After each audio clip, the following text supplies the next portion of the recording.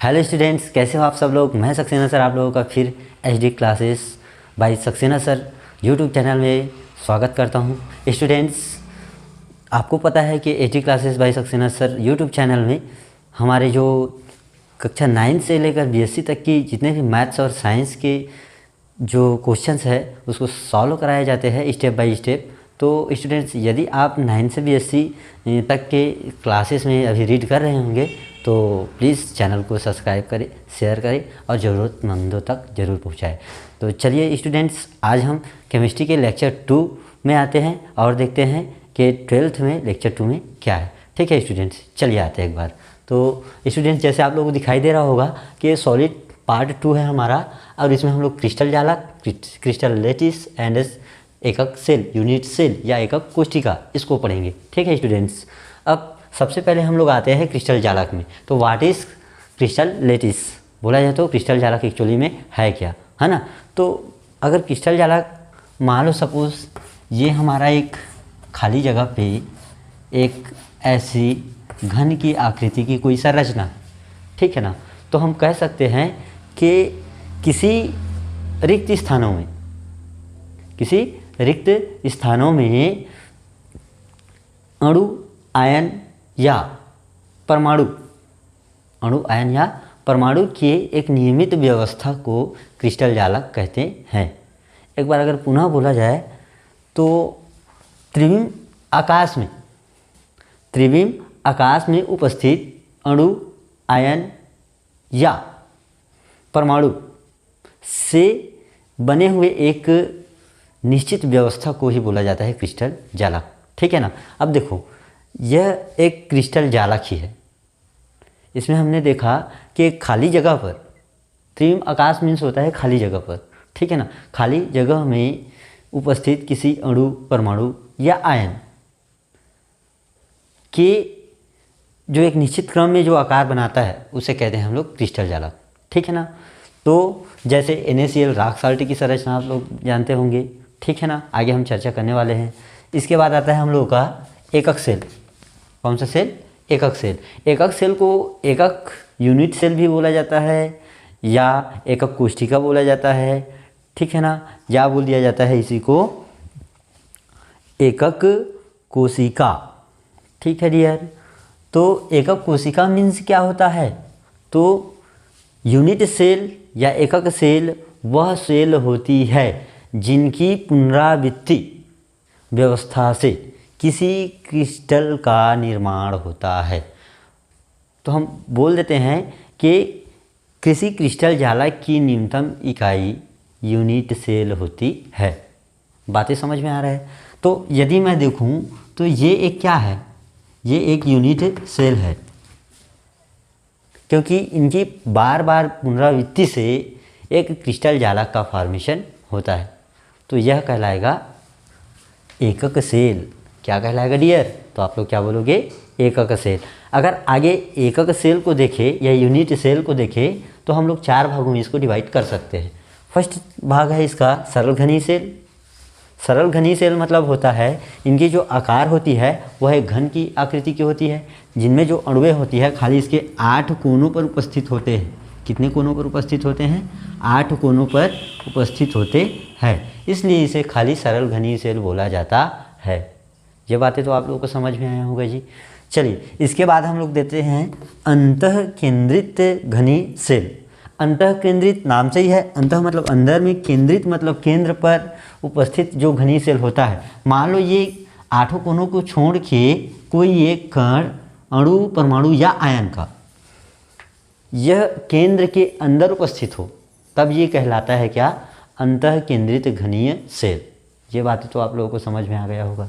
इसके बाद आता है फलक केंद्रित घनीय सेल।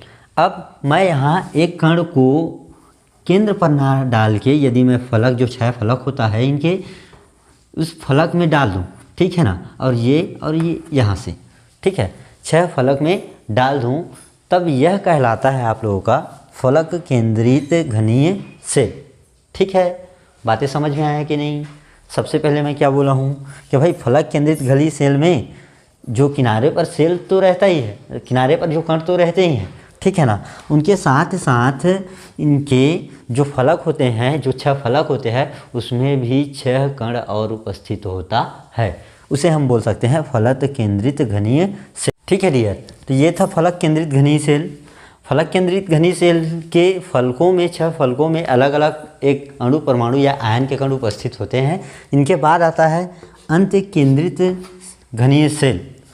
अंत्य केंद्रित मतलब यदि किसी विपरीत फलकों पर कोई 2 कण उपस्थित हो अणु परमाणु या आयन के, तब वह कहलाता है एंड सेंट्रलेट सेल, मतलब अंत्य केंद्रित सेल। तो आप लोगों को ये बातें समझ में आ गया होगा कि यदि हम यूनिट सेल को देखें तो 4 प्रकार के होते हैं: सरल घनीय सेल, फलक केंद्रित घनीय सेल, अंतः केंद्रित घनीय सेल और अंत्य केंद्रित घनीय सेल। ठीक है डियर, तो आई थिंक मेरे को आपको यह समझ में आ गया होगा। तो आते हैं हम लोग यहाँ पर विभिन्न इकाई सेलों में कणों की संख्या को ज्ञात करने में। ठीक है ना, तो इसको हम लोग इस प्रकार समझेंगे। देखिए, सरल घनीय सेल एससीसी में है, वह कोनों पर 8 कोना रहता है, तो 8 गुणित 1/8 करेंगे, तो ये 8 यहाँ से कैंसिल हो जाएगा, तो 8 में 8 गया तो बराबर आएगा 1। फलक पर तो इसमें होता ही नहीं है, जैसे मैं आप लोगों को पहले से बता दिया हूँ। केंद्र पर भी नहीं होता, तो कुल अगर कण देखे, ठीक है ना, तो कुल कण 1 होता है, या अणु कह सकते हैं, या कण कह सकते हैं, या आयन कह सकते हैं। ठीक है ना। इसके बाद अगर दूसरा अंतः केंद्रित सेल देखते हैं, बीसीसी, क्या देखते हैं, अंतः केंद्रित सेल देखते हैं, तो इन पर भी कोनों में कट के 1 आएगा और यहाँ पर 1 आएगा। इसमें तो रहेगा कि नहीं, तो यहाँ पर हो जाएगा ये क्या, 2। वैसे ही इसमें हो जाएगा 4। कैसे, फलक केंद्रित सेल है एफसीसी, तो ये दोनों 1 कट गया, तो यहाँ पर आया 1। अच्छा, फलक में 6 फलक होते हैं, 6 पर 1 रहेंगे, तो 1/2 हो गया ये। ठीक है ना। तो ये एक फार्मूला है, समझिए आप, इनका फार्मूला, इनका फार्मूला। ठीक है ना। तो यहाँ पर 2 एकम 2 और 2 तिया 6, तो हम कह सकते हैं ये फलकों पर 3 क्या रहेंगे, कण रहेंगे, तो कुल मिला के हम लोग कह सकते हैं इसमें 4 कण होंगे। इतना बात समझ में आया। ठीक है ना। अब हम लोग देखते हैं, आप लोगों का क्वेश्चन इस प्रकार आता है कि सरल घनीय सेल क्या है, सरल घनीय सेल क्या है, इनमें कुल कितने कण पाए जाते हैं, या सरल घनीय सेल क्या है उसको समझाइए। या आता है डायरेक्टली अंतः केंद्रित सेल, अंतः केंद्रित सेल क्या है इसको समझाइए। या फलक केंद्रित सेल क्या है ये बताइए। या कभी कभी पूछ लेता है कि इन दोनों में क्या अंतर है, जैसे सरल घनीय सेल में क्या अंतर है, फलक केंद्रित घनीय सेल में क्या अंतर है। ठीक है ना। ये टिप्पणी वाला क्वेश्चन खास बनता है। ठीक, इस इकाई से तो आना है 4 नंबर, तो कभी कभी यही सरल घनीय सेल क्या है, अंतः केंद्रित घनीय सेल क्या है, फलक केंद्रित घनीय सेल क्या है। तो मैं आप लोगों को बता चुका हूँ कि सरल घनीय सेल वह घनीय सेल होता है जिनके फलकों में 8 अणु, आयन या परमाणु के कण उपस्थित होता है। ठीक है ना। और तथा जिनमें कुल कण होती है कितना, 8 गुणित 1/8 बराबर 1। ठीक है। अंतः केंद्रित घनीय सेल को क्या बताया था मैं, जिसके अंदर पर 1 इलेक्ट्रॉन और उपस्थित हो, तो यदि इसमें 1 रहेगा तो 1 जोड़ दोगे तो 2 आ गया। ठीक है ना। अब इसके बाद आता है कौन सा, फलक केंद्रित घनीय सेल। तो फलक केंद्रित घनीय सेल क्या है, तो हम लोग कह सकते हैं कि यदि 2 में ये 6 फलक में आएंगे, तो यहाँ से हमको 3 और मिल गया, तो 1 तो पहले से था जो सरल घनीय सेल बना था उसमें, है ना। देखो इसको मैं विस्तार से आप लोगों को समझाता हूँ। मान लो ये हमारा एक क्या है, घन है ना, एक क्या है, घन। ठीक, हमने देखा इस घन पे 8 किनारे होते हैं। ठीक है, ये बात समझ में है। 3 4, ठीक है, 4 ऊपर 4 नीचे 8 हो गया। तो मैं कह सकता हूँ किनारे पर या कोनों पर जो कण की संख्या है वह कितना है, 1 है। ठीक है ना, बातें समझ में आ रहा है ना। जब ये क्रिस्टल जालक बनता है तब की बात है। ठीक है। अब यहाँ पर तो 1 हो गया, ये एससीसी है। अगर मैं बीसीसी इसी को बताऊँ तो बीसीसी में क्या होगा, 1 एक्स्ट्रा यहाँ पर हो जाएगा, तो 1 + 1 बराबर हो जाएगा 2। ठीक है। अब इसके बाद आता है एफसीसी। तो एफसीसी में क्या होता है, 6 इलेक्ट्रॉन और आ जाता है। तो 6 इलेक्ट्रॉन को ज्ञात करने के लिए 6 गुणित 1/2 करना पड़ता है, जिसमें 2 एकम 2 और 2 तिया 6। तो इसमें से 1 इलेक्ट्रॉन तो पहले से था, 3 इलेक्ट्रॉन और आ जाते हैं, इसलिए हो जाता है कितना, आप लोग बोलोगे 4 कण। ठीक है, ये कण अणु, परमाणु या आयन हो सकते हैं। बीच बीच में मैं इसको इलेक्ट्रॉन बोल दिया हूँ, क्योंकि ये इलेक्ट्रॉन नहीं, ये क्या होता है, कण होता है। इसको आप समझिएगा। ठीक है, इसके बाद आता है हम लोग का अगला क्वेश्चन। ठीक है, आप लोग तो इसमें समझ गए होंगे। इकाई सेल की घनत्व की गणना, किसकी गणना, इकाई सेल घनत्व की गणना। तो इकाई सेल घनत्व की गणना करने के लिए हम एक समीकरण का उपयोग करते हैं, जिसको हम रो के द्वारा दर्शाते हैं। ठीक है ना, चलिए आ जाइए इधर। तो आएंगे,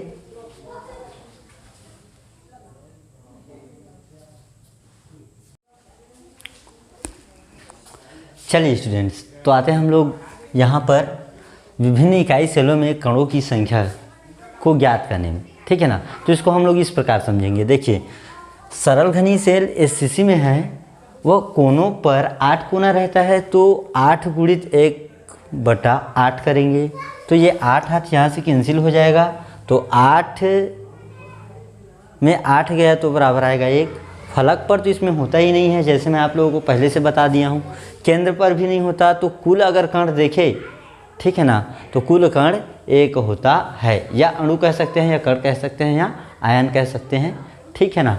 इसके बाद अगर दूसरा अंतः केंद्रित सेल देखते हैं, बीसीसी, क्या देखते हैं, अंतः केंद्रित सेल देखते हैं, तो इन पर भी कोनों में कट के 1 आएगा और यहाँ पर 1 आएगा। इसमें तो रहेगा कि नहीं, तो यहाँ पर हो जाएगा ये क्या, 2।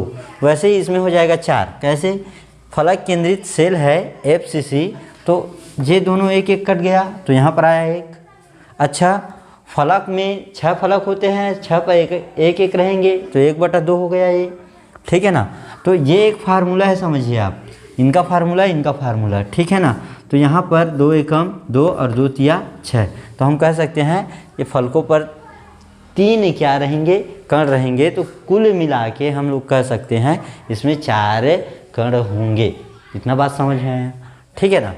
अब हम लोग देखते हैं, आप लोगों का क्वेश्चन इस प्रकार आता है कि सरल घनी सेल क्या है, सरल घनी सेल क्या है, इनमें कुल कितने कण पाए जाते हैं, या सरल घनी सेल क्या है उसको समझाइए।